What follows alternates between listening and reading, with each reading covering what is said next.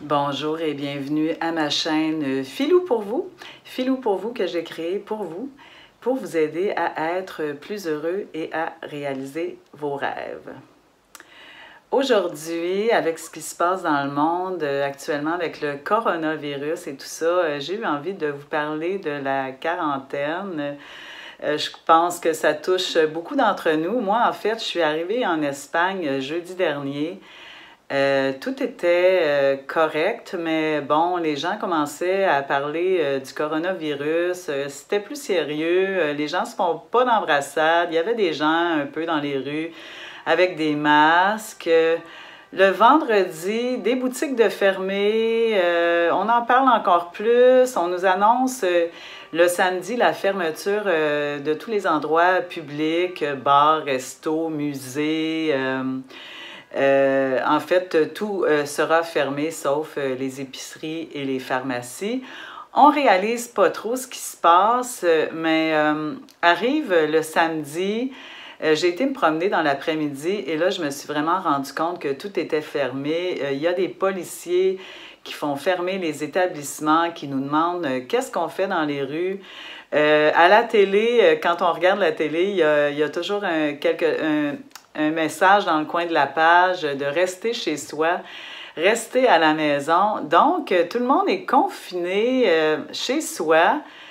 On le réalise pas trop. Ça fait bizarre, mais dimanche hier, là, je me suis réveillée, puis là, c'était vraiment, je réalisais vraiment que c'était grave. Et bon, je suis restée dans ma chambre toute la journée à écouter les nouvelles, à angoisser, à déprimer. On peut pas sortir, on peut pas bouger. Je me sentais ankylosée. Vraiment, quand on regarde les nouvelles aux 10 minutes, ça change pas, ça sert à rien. Et je me suis dit, sachant pas trop si je vais pouvoir partir mardi, qu'est-ce qui va arriver, s'ils vont fermer les frontières. On reste aussi connecté sur nos réseaux sociaux. Il y a plein de monde qui disent plein de choses. Il n'y a rien qui est certain. On s'angoisse, c'est la panique, c'est la confusion. On n'est pas bien. Donc, ce matin, je me suis levée et je me suis dit, bon, je vais pas encore passer une journée comme j'ai passé hier. Comment je vais faire pour passer à travers la quarantaine dans ma chambre? Je me suis fait un café et je me suis dit, bon, premièrement, le bonheur est dans l'action. C'est le dernier vidéo que j'ai publié dimanche dernier. Il faut se tenir occupé. Quand on sent qu'on commence à être déprimé, c'est très important de s'occuper. Donc, je me suis dit, je vais commencer ma journée en faisant un workout. Moi, ceux qui me connaissent, je m'entraîne depuis que j'ai 25 ans et j'ai des workouts que je peux faire sur ma tablette, dans ma chambre, que je peux faire avec des élastiques ou sans équipement.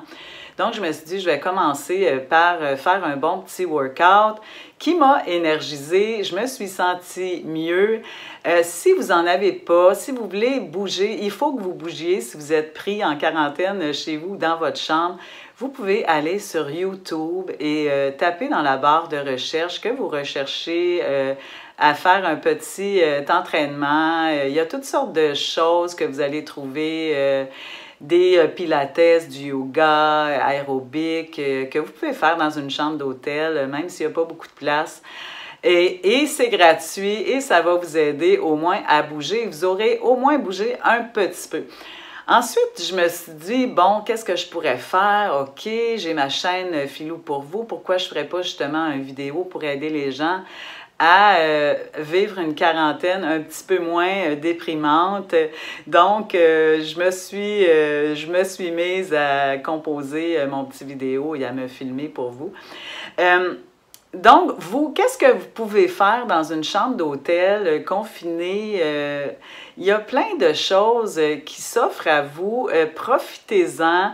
Faites le ménage de vos photos. Faites-vous des albums. Faites-vous des playlists de vos chansons préférées. Lisez.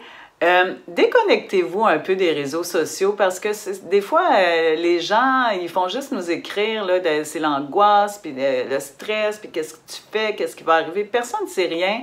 Ça sert à rien de rester connecté tout le temps. Ça fait juste nous angoisser plus. Pourquoi pas passer ce temps-là à faire quelque chose d'enrichissant, de productif? Donc, vous pouvez faire le ménage de vos courriels, faire des tutoriels de maquillage, des tutoriels de mécanique, apprendre une langue, n'importe quoi. Profitez-en. Vous avez un moment où vous pouvez vous occuper de choses que peut-être que vous voulez faire depuis longtemps. Si vous êtes à la maison, c'est la même chose. Si vous avez des choses à réparer depuis longtemps que vous n'avez pas encore réparées, allez-y. Vous n'avez rien à faire. Vous êtes confiné chez vous.